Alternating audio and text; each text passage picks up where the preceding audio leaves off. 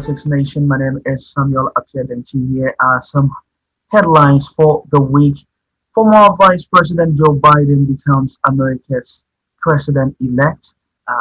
Joe Biden will become the 46th president of the United States of America.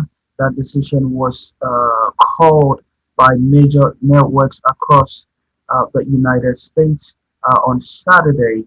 Um, of course, there was so much jubilation instantaneously across the length and breadth of the country following this announcement.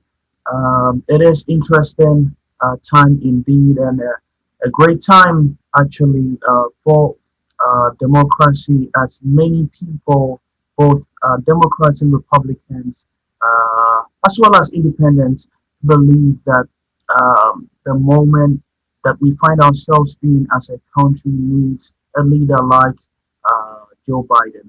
And so Joe Biden is now the president elect following the November 3rd general elections that were just held.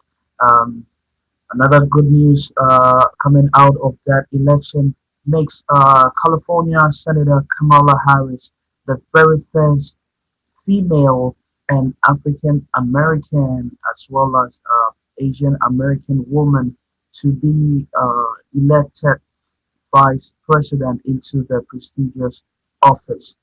Um, so that is what uh, breaking following the elections that were held November 3rd.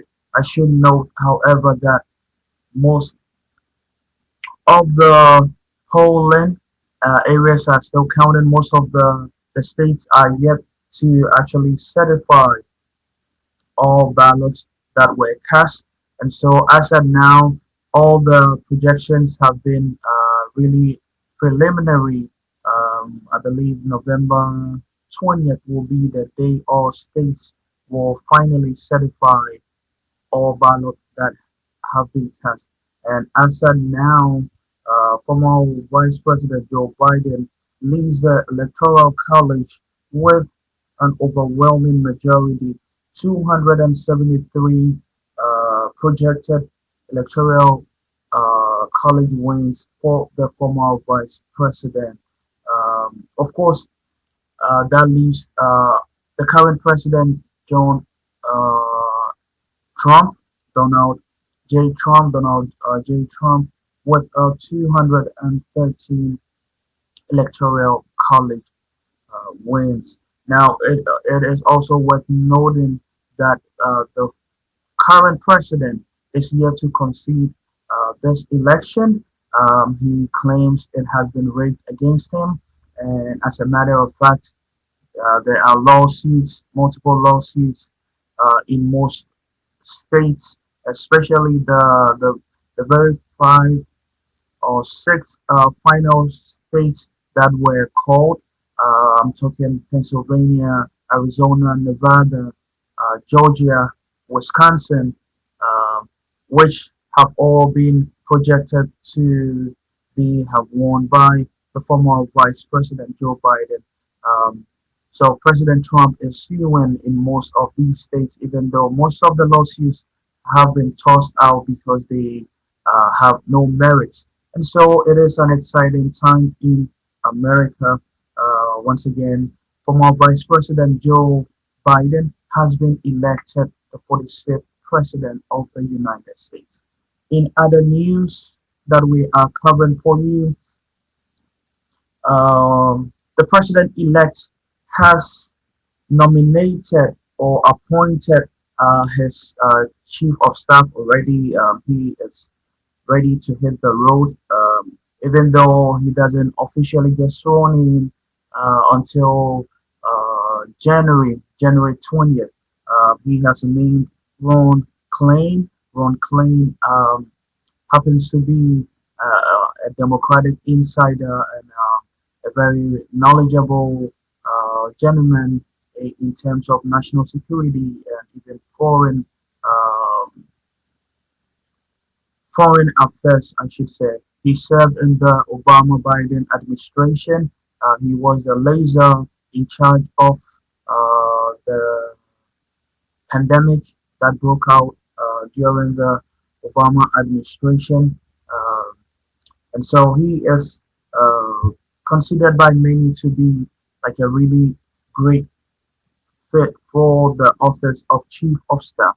And so he is going to be the chief of staff if confirmed, which looks very likely is going to happen. Now, in other news, we are still yet to confirm who is going to be in charge of the Senate. It looks as if the Republicans, however, are going to be in charge for the foreseeable future, not until after the runoff elections in Georgia. There are two seats in Georgia that are up for grabs, and those two seats are going to determine which party controls the Senate. We know that the Democrats are still going to be in charge of the House, even though they lost a couple of their seats. However, the Republicans are leading now in terms of votes, in terms of representation, I should say, in the Senate. But with the two runoff seats and with Georgia, which has historically turned blue this time around, it looks very promising for the Democrats that if they are able to win those two essential seats in Georgia, then they will be in a great position to have not just the White House and the House of Representatives, but also the Senate. But also the Senate.